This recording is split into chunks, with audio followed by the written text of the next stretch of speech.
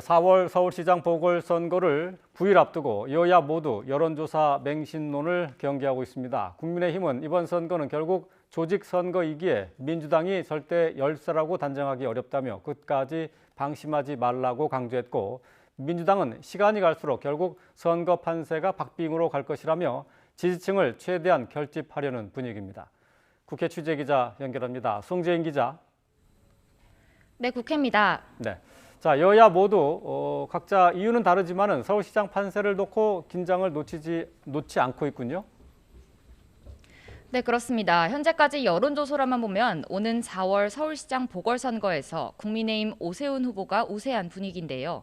여야 모두 이 결과를 그대로 믿고 가면 안 된다는 입장입니다. 먼저 민주당은 선거 막판 지지층이 결집한다면 결국 박빙 승부가 펼쳐질 것으로 내다보고 있는데요.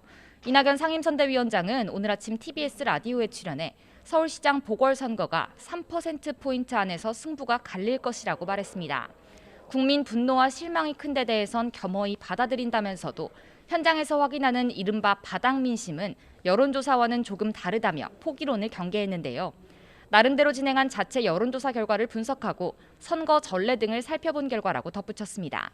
숨은 민주당 지지층에 대한 기대는 물론 서울시 의원과 구청장이 대부분 민주당 소속이라는 점에 착안해 막판 조직력을 동원할 수 있다는 분석도 깔린 것으로 보입니다.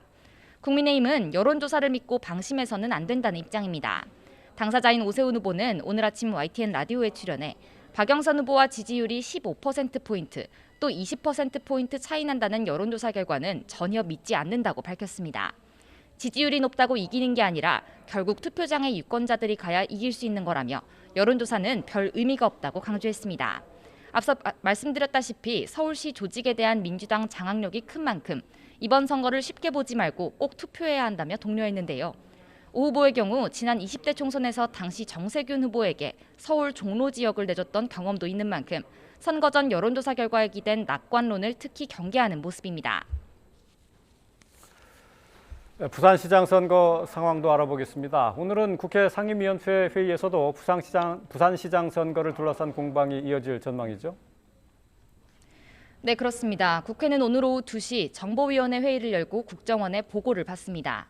최근 북한의 미사일 발사에 대한 현안 보고는 물론 이명박 정부 시절 국정원의 불법 사찰 의혹과 관련한 국정원의 자체 진상규명 추진 경과를 점검합니다.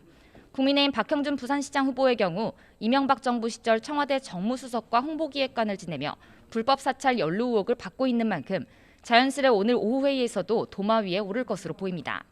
민주당은 박형준 후보 등 당시 불법 사찰의 진상규명을 위해 오늘 검증이나 서면조사 결의안을 추진할 가능성도 배제할 수 없다는 입장입니다.